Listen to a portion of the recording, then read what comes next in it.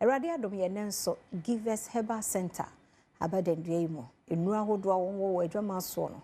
ombebo ho dawo na baabi a wogidi se hunamdua no etosin na wohia ho aduro no na ne utrumika akojode be me na no peye ntia we Zafia majezo na dia boko e ba jo Yesu Adom e de nyame ase na de eche no konachi ya dan ya tia wada ruma ye hwe ya ya masum mani ya no wani mu no esuma ba ya ye hu animu wada ruma ntia na yako abusia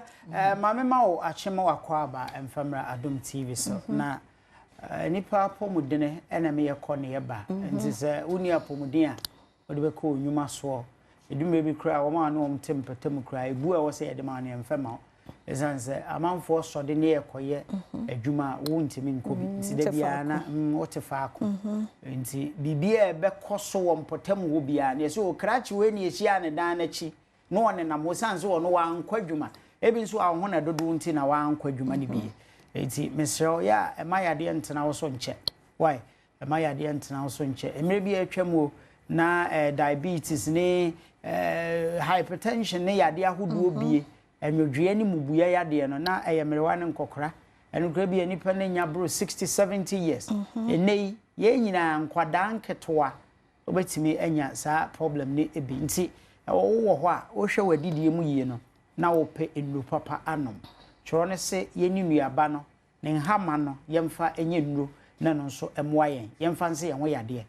wo de kan bibifu adure bia nkasa yen hahama nuro bia na aboafu wo hahia poto ho na sei ne yemfa mfa he ne yemfa mfa ha wo na no ana ne tie akura ase ne dudo no ana wo hyema no no de kɔ he fa ansa no wanom enso se na sa yade me nkasa wa mfa nkɔ eye ana wo de kɔ eye nanso eduma bia nkofo bia geniema bi ho akyinye ama akwa akoduru se yade ni kumwom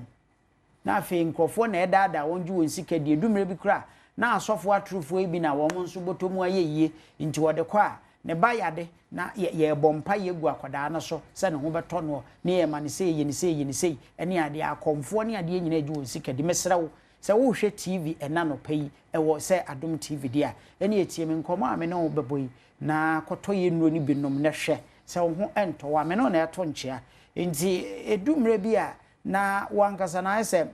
wapomu nyina aye obete ene ade yade ba ko ho ye fe no hypertension eno na emojabroso no na de ye ne se onipa bi a wakoma no eni botate no a ebo no edimirika tente ko nan ase onze eyentini nko a na woni padua no mu a ensuo aduane ni moja afamuo enti edimirika sa atwemframa no a ekọ a na asanso aba na wo de ndi esanse wontin no emu asisi nti ya moja ni ntimi nko na ntwemframa no ema ntem nti no time bia no ema akoma ne ye adwuma boroso ti de meka ni yo enti sa akoma ne ye adwuma eboroso a ufiri baabi ameti ekọ baabi apapa egina no krampo abonse no wakoma ebo kim wontimi nya adwuma enche wona ntifiri akuduru ha na wakoma ete na wabre enti akoma ne ye adwuma eboroso saa na afei ama ono ankasa wo hu de onye ne ho ne yese hypertension no aba wonya mogyabrosho enti eno ani o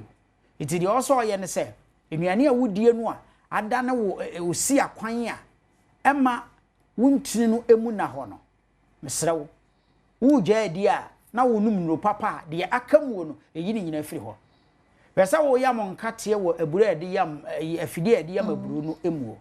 nkate no di gumu a hwe mmere dodo ani sima dodo a ede be sane ede afiri afidie no mu aba begu ade na siase no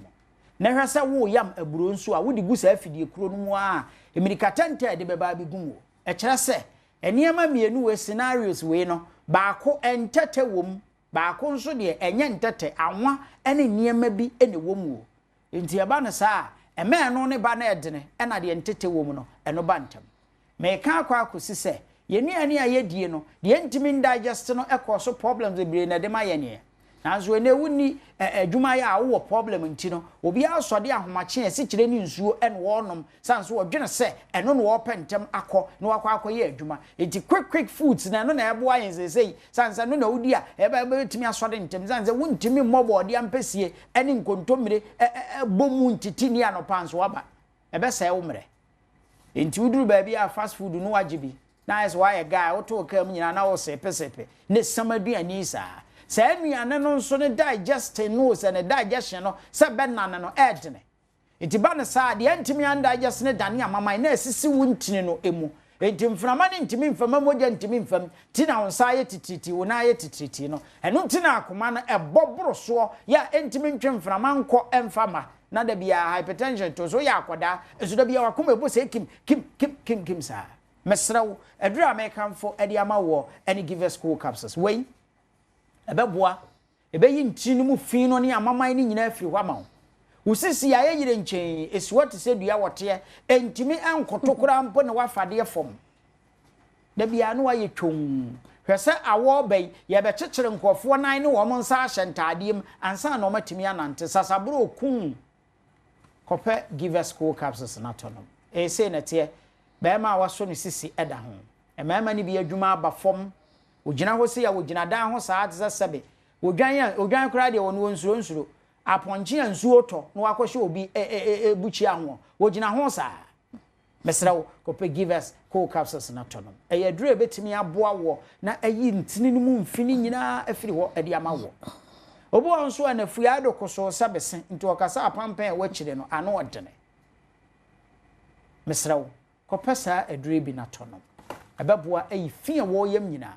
obetimi akọ baabi so ama efini nyina ba abesena kọ nti si wafu no aye kese aboroso a bonse ni nyina nso ebefiri ho ememe monhwe we nso nhya no nso we na AP capsules no onse blow bi da ho we no owuramu a nya afi na obeye dobre gon bi ni ade na ese ni tie siase eni ade da bi enye ba ofra mframa afa ama ni tie siase ana abode we no go straight what you say eti obetimi akọ deep sea akọ yi nam fish no shark ni bi dia ba enti so oba ma ni ntimi nyina so ncha enei ma no wo mo mfa anya hwea wa abai ya opese kotwitwitwi baabie ko ye niema bie na fie ho ye ni kana de ode nnamanimu asesi anu abesene ko masa ohu aniwu ko pedro we bito ye fe ni give us P capsules enti anu ni me anu nyina bom Food and Drugs Authority agi atom enti utoko capsules na anu ato P capsules bra sa okoto a to co capsules ni bi koma ayire what you say we libido no ebema na akenya na ho na mema sam so aye kama e ofie yeton drugstore ne pharmacy shop bia mesawo afre wo 0543 22 24 70 0543 22 24 70 yeton drugstore pharmacy shop any chemical shop bia na me catch you say yenuro no se wonimro 12 years amesro ma enumbi wo ye oba a wafa fura ma enumbi wo ma akwada no fo nso ani die kwan so ma enumbi mesanso kitawei entontom da ho ye fe give us Herbal Mr. say na te eduro ni ne ntimi srawo a se malaria tete wo de na chronic malaria na cha na otwemienu bi echewa na kire se emoa ne da wo nipadua no emu ewo moja no emu na omo atimi ako ade etia immune system no asojafo a wo mo bo nipadua no eho ban ema yade enchewo tie ba ne sa da bia na afoafo tie na sha no so se give us Herbal Mr. eduro we no enhahamanko a na ye de aye ya broni die bia enim ye die ya nim tree ka ho ena kutu kankan so a eboa na ne moja idine ya awabai ya de da bia be hia ne animu timfifire esansa ye num give us Herbal Mr. eboa kenya ni padua no emetimi ye adwuma yi se malaria tena so acha no me anopheles mosquitoes no waka wa na awotwe na awotwe mi no plasmodium parasite ne ko ni padua no no eno ko attack immune system no obu ani immune system na hoden nim enti yade bi ekowuo ma na abekra no num give us Herbal Mr. ebeboa ebe kenya ho ebe ma sojafo esrafo ne woni padua mbo ho ban no wo menya ahoden mapa na wasode aye adwuma na aboa wo ebe ko atia yade bia ye woni pa bi wa ntontom ba wi ni fira no pa kopema numre enya de se ebetimi enya na ho nsunsuanso bia ni nyina ne se ni immune system na hoden wo typhoid fever etetel malaria fever etetel afa jaundice nso akwa to dem wontimi nya ho hwe kope give us Herbal Mr. obi jaundice no eno adana ni so amenani aye ho obi kura ni aye yellow ohwe nanim kura enhwe